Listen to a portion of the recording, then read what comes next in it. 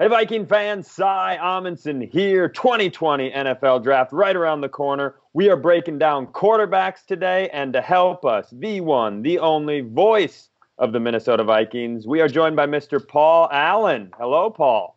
What's going on, big boy? Excited for that draft, are you?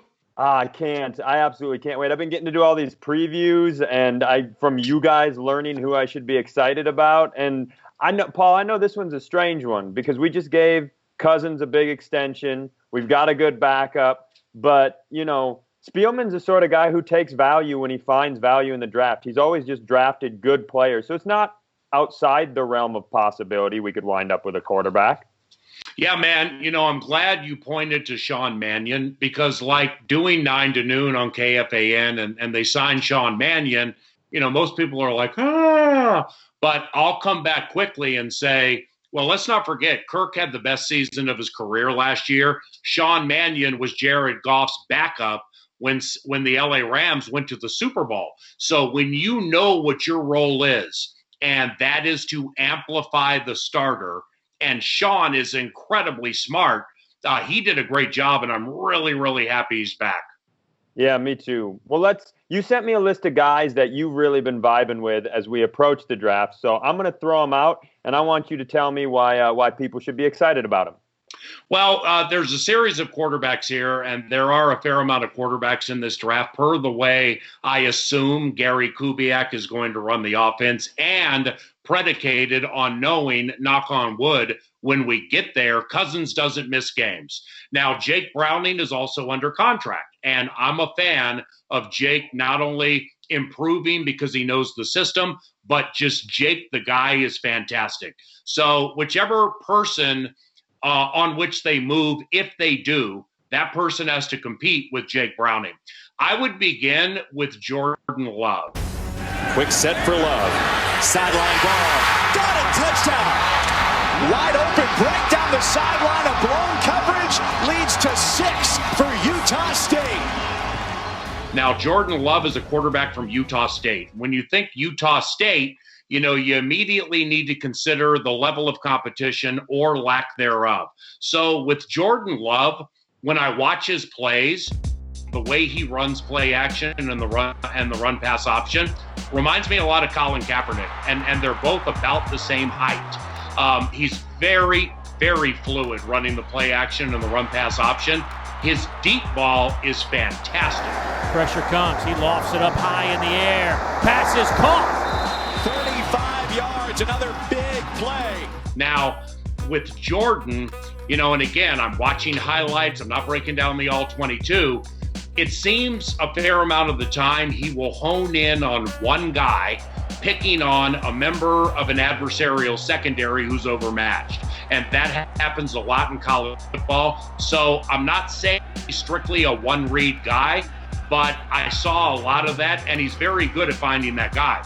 Now, with Jordan Love in playing at Utah State, over the last 2 years against ranked teams like Boise State, when they were ranked, stuff like that, 4 touchdowns, 7 interceptions. So he wasn't absolutely at his best in those games. His arm talent is fantastic. I think he's a wild card in this draft because of his deep game and how well he moves. Well, I think you hit it on the head because everything you read about the guy is he's the most polarizing quarterback maybe in the draft. He's got this unbelievable arm talent, but you never know where it's going to land on the field. Let's talk about a guy that people think is has a little bit more of a pedigree, Jake Fromm out of Georgia. Yeah. Now, Jake, playing in the SEC, obviously went against the stiffest of competition all of his run with the Bulldogs. Here's Fromm to throw. Coming across the middle, it is Pickens. Touchdown, Georgia. Fromm lets it fly. Back shoulder, Cager. Touchdown. When I watch Jake, I see a player who looks the part. He's very, very much in control of games. Conversely, compared to Jordan Love, in my opinion, not speaking for the team, certainly not trying to pretend like I'm a GM, but I think his deep game leaves a little something to be desired, and it just doesn't stick in there like a Kirk Cousins deep pass does. But nevertheless, you also need to consider with Jake and some of these numbers he put up, he was protected by 2 offensive tackles who both could go in round 1 of this draft.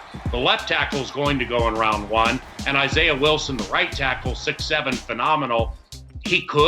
Maybe he'll go rounds 2 or 3.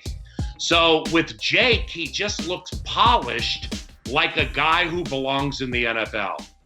Now, those 2 guys might not be the top of the draft, but they're getting talked about a lot. Do you have a sleeper for us?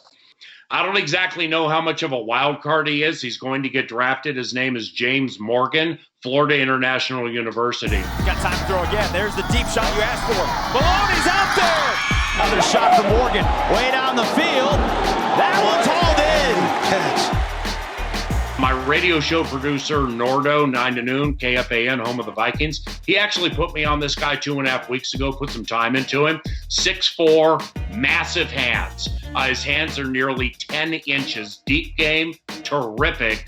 But in chatting with somebody who's close to the FIU program and knows, smaller school football better than me, from what I understand, James is very, very smart.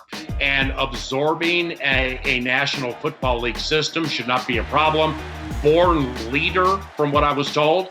And James Morgan is going to get drafted. He's going to make a team in 2020. We'll see which team it is, but he might be sneaky good. I love it, Paul. Thank you so much. You're the best of the best. And I know this is right in your wheelhouse, buddy. Hey, man, this is fantastic, Cy. It's the best we can do right now. Thank you very much. Thank you, VEN. Vikings.